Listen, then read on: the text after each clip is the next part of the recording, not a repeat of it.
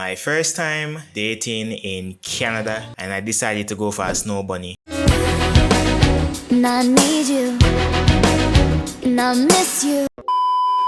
Alright, look, I love my black queens. After all, the blacker the berry, the sweeter the juice. But since I was in a new country, I had to try something new. I mean, there were girls from all over the world. And when you go into a new restaurant, you don't just order the same meal. You have to try out the local cuisine. So with that being said, I will be talking about that time I dated a Snowbunny. This story took place in grade 10. After a couple of months of getting adjusted to my surroundings, it was about time that I finally got a girlfriend. And my school was pretty diverse, so it was like choosing from a buffet. You had black, Asians, Indians, and Latina. And a nigga like me that came straight from an all-boys school in Jamaica was excited to be around all these fine shits. Anyways, there was this girl and she looked amazing. When she walked into the hallways, it was like she was in slow motion. She was like 5'1". She had blonde hair and she always wore tights, skinny jeans, Jordans, Uggs, and a North Face jacket. Although she was different than the girls I usually went for, especially in the melanin side of things, if you know what I mean. But that never stopped me. I still wanted to be with this girl. Dr. Umar would be very disappointed because I was trapped in something called Snowbunny heaven. And you guys might be wondering, what were my intentions with this girl? Well, I will let the weekend answer that question.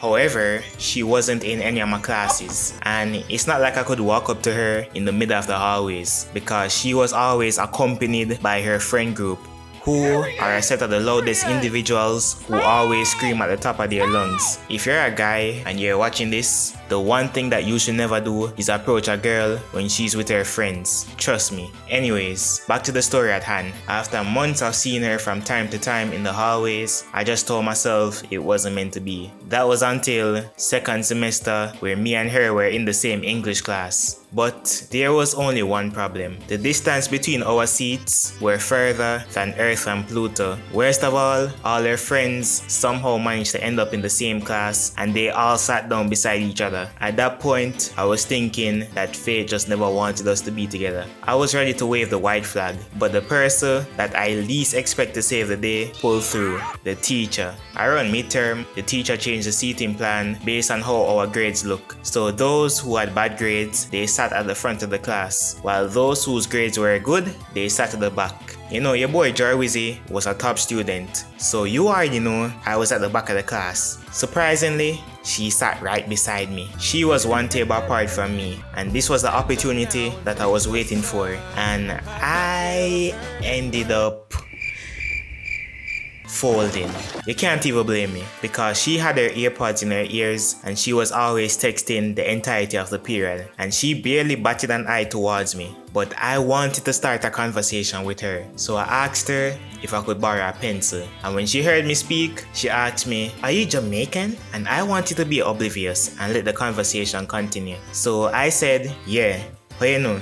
She laughed and she said, "Duh, your accent, it's like totally obvious." She said she loved Jamaican accents. After that, we started talking for a bit and we introduced ourselves. Her name was Samantha.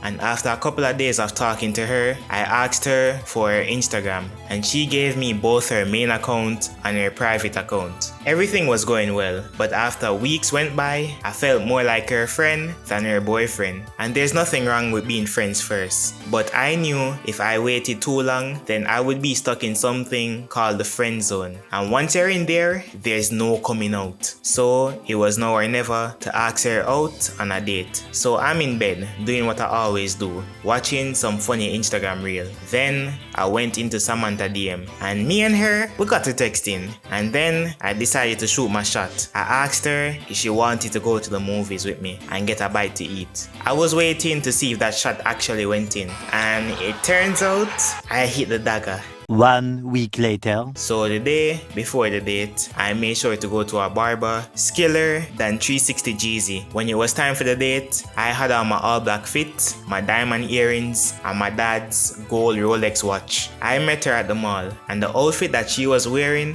whoa! I never knew she had all that hidden. So me and her, we went to the theaters, and here was my first test. Yo, does she want me to buy her a ticket, or will she buy it herself? And she chose the latter. The thing that surprised me even more was the fact that she offered to pay for the snacks and beverages. Yo, I've never been that spoiled by a girl in my life. I was pinching myself to see if I was dreaming. Yo, after the movies ended, we stopped at McDonald's and ate some food. And from then on, it was official. We were boyfriend and girlfriend. Even after the semester ended, we still ended up dating over the summer. And at that point, I thought nothing could go wrong. Until she said this to me. My dad wants to meet you. She sent me the address to her house. I took an Uber to reach there, and as soon as I approached the gated residential, I had to stop for security to buzz me in. I made sure to look like a young, respectful gentleman, and when I reached her house, I was shocked to see how big it was. It felt like I was looking at a mansion. I'm seeing the latest model of the Mercedes-Benz GLE and a Jaguar parked in her driveway. Like, I knew this girl was upper class, but not to this level. I walked up to the door and rang the doorbell, and behind the door was her dad. Alright, you remember that scene in Bad Boys when Will Smith and Martin Lawrence confronted the guy who was taking out the daughter? Well, the tension between Samantha's father and me was thicker than ice spice. So I introduced myself. I was like, "Good afternoon, sir. My name is Jorwizzy. It's nice to meet you." We shook hands, and then he told me to come inside. And then he started asking me all different kinds of questions, like I was being investigated by detectives. "So, Jorwizzy, where are you from?" "I'm from Jamaica, sir." "Oh, really? I have people that live over there. Very nice country." Yes, sir. It's really nice. I'm from St. Catherine myself." "Listen, son, you look like a really nice young man, but I don't want my little girl going on dates. You understand, don't you?" Then Samantha came into the room, and turns out she was eavesdropping into our conversation, and she said, "Daddy, you can't just do that. You don't get to decide who I can date." "Sweetheart, I only have your best interest in heart." Then the next thing she said had me opening my mouth wider than Pennywise. "You, I don't give a shit." Then she ran into her room crying, and then she slammed the door hard. Yo, after that, I decided that it was time to leave. I thought that was it. I thought we couldn't see each other again. 3 days passed, I never got a single call or text. Yeah, GG's, it's over. I was ready to start blasting some Juice WRLD on the weekend. So call out my name, I still see the shadows in my room. But then I got a text, and she said, "Pull up to my crib." And I'm pretty sure you guys know where this is going. So I came to her crib, and she was all over me, dog. I don't know what I did to deserve this, but man, I was whispering a prayer, thanking God for this opportunity. And that, kids, is how I met your mother. And at that moment, I thought I had won in life, but I had no idea this was about to go completely left. RWIZZY Clan, thank you for watching this video. You're the best. I love every single one of you. I've seen the recent love and support you've been giving me on these videos. I'm trying to be consistent, uploading more frequently than I normally do. And if you want to suggest more video ideas to me, you can just tell me in the comment section, or you can join the Discord server where you can directly talk to me and tell me exactly what you would want. Anyways, that's it. I'm out.